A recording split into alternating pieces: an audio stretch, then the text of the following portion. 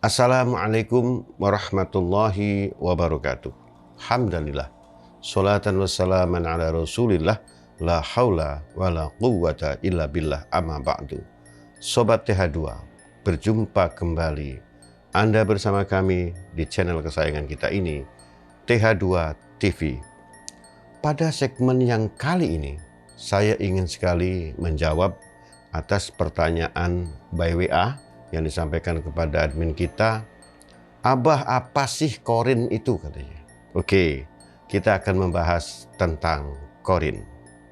Sebelum kita akan membahas persoalan tentang korin ini, izinkan saya ingin bercerita, dan kebetulan bahwa kisah ini true story.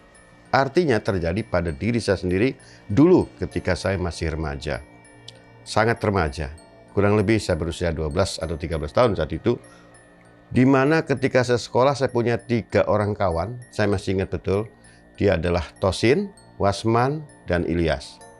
Kami berempat ini gemar mencari jangkrik di sawah. Ya, dulu bro, kita kalau main suka nyari jangkrik di sawah.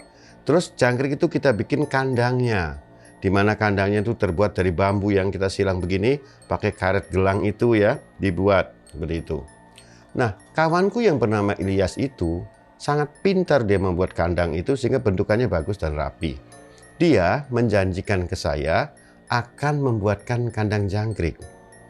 Tiba-tiba dia tidak sekolah beberapa hari itu. Di mana Wasman dan Tosin, 2 kawannya yang memang satu kampung dengan dia, menceritakan bahwa Ilyas sakit. Oke.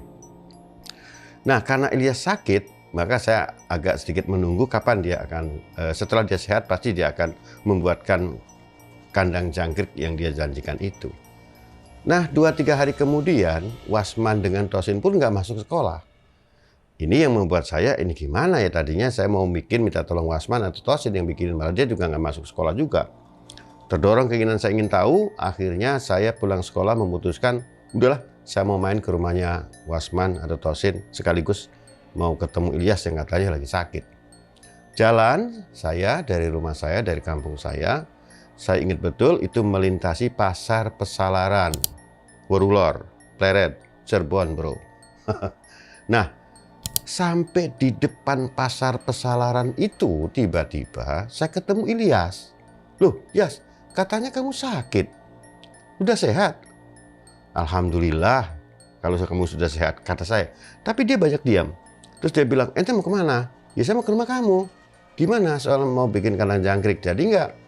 Dia bilang, saya disuruh emak ke pasar, kamu terus aja dulu ke rumahku. Nanti di rumahku ada Tosin sama Wasman. Oh ya deh kalau gitu. Saya tidak terpikir untuk ikut sama dia ke pasar. Saya memutuskan ya sudahlah, saya langsung ke rumah dia. Jalanlah saya dari pasar Pesalaran itu menuju kampung dia. Ya, sampai di sana saya agak terkejut kok melihat rumah Ilyas itu kayak orang mau hajatan gitu. Kursi-kursinya, meja kursi itu dikeluarkan dari dalam rumah. Saya mulai curiga ada apa yang terjadi di rumah itu. Karena ada beberapa orang yang datang itu pakai kain sarung, berkopiah, nggak kayak orang hajatan. Tapi mirip telah terjadi sebuah musibah kematian. Saya datang, betul di situ ada Tosin dan Wasman. Sin, ada apa di rumah Ilyas? Tosin bilang, lah kan Ilyas meninggal tadi pagi. Ente dengar kabar dari siapa? Ah, saya bilang, gimana ceritanya meninggal? Orang saya barusan menuju ke sini, saya ketemu dia di pasar, di depan pasar. Serius, kata Tosin, itu baru selesai disucikan. Bentar lagi mau kita mandikan, mau dimandikan, mau dibawa ke musola. Saya benar-benar kapi tenggengen kalau kata orang Cirebon. Saya terpana, terdiam. Apa yang terjadi ya? Karena saya tidak bohong, saya real bahwa saya benar-benar ketemu Ilyas di depan pasar itu. Nah, Sobat TH2, singkat kata dari peristiwa itu di kemudian hari, saya bertanya kepada kiai yang ada di daerah kami. Kiai, saya mengalami peristiwa begitu. Demikian seperti apa yang saya sampaikan tadi. Kiai itu bilang, kemungkinannya bahwa itu adalah korin. Nah, jadi korin, dari peristiwa itu saya dapatkan pengertian awal, korin itu berarti adalah penjelmaan dari majas yang sangat serupa dengan orangnya. Tentu saja bahwa korin bukan ruh.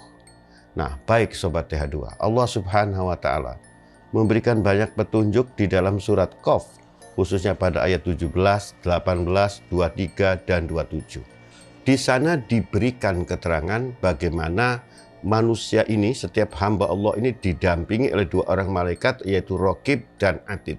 Raqib dan Atid ini adalah pencatat amal perbuatan kita. Jadi pada diri manusia itu disediakan Allah dua malaikat pencatat amal dan dua lagi makhluk lain. Cuman berbeda.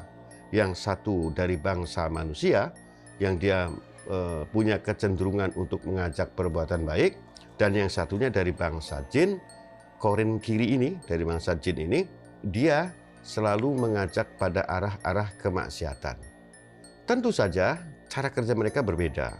Kalau malaikat nggak bisa memasuki tubuh kita, dia akan berada di samping kita, di seputaran kita ini.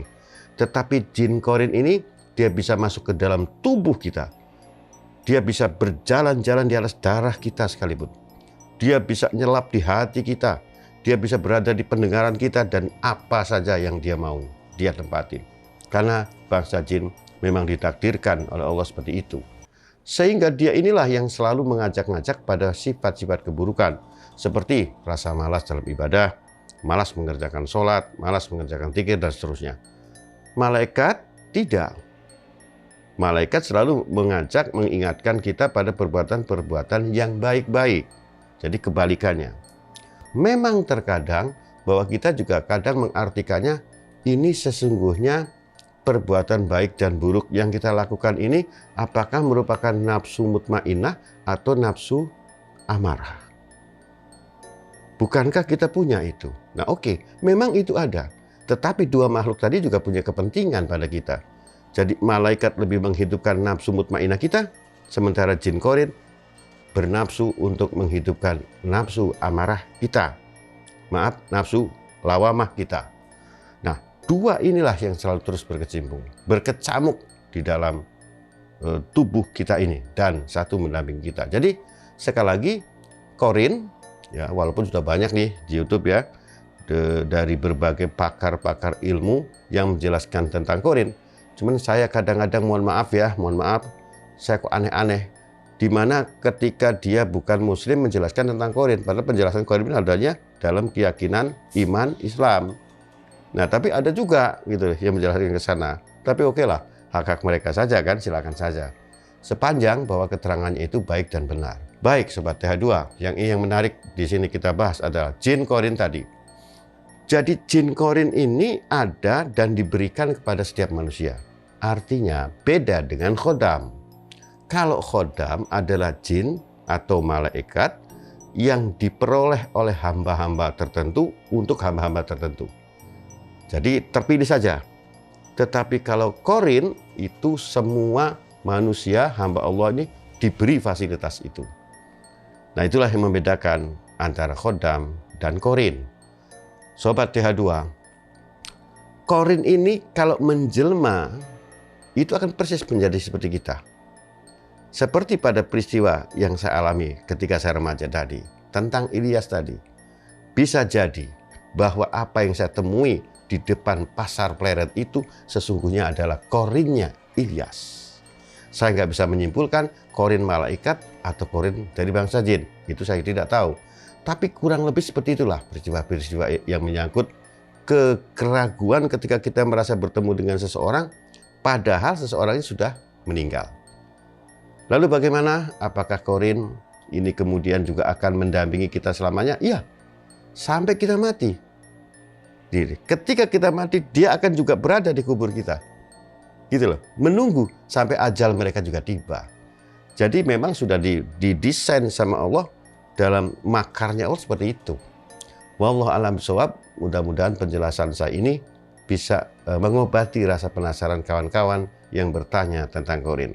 Lanjutkan, silakan pertanyaan ini bisa kita diskusikan melalui WA, dan mungkin juga kita ketemu langsung agar lebih jelas di dalam memahami hal-hal yang bersifat gaib yang sesungguhnya kita boleh tahu sepanjang dengan cara yang baik dan benar. Sampai di sini, sampai jumpa pada perjumpaan berikutnya pada segmen yang mudah-mudahan lebih menarik dari apa yang telah kita buat. Wassalamualaikum warahmatullahi wabarakatuh. Tetap hati-hati.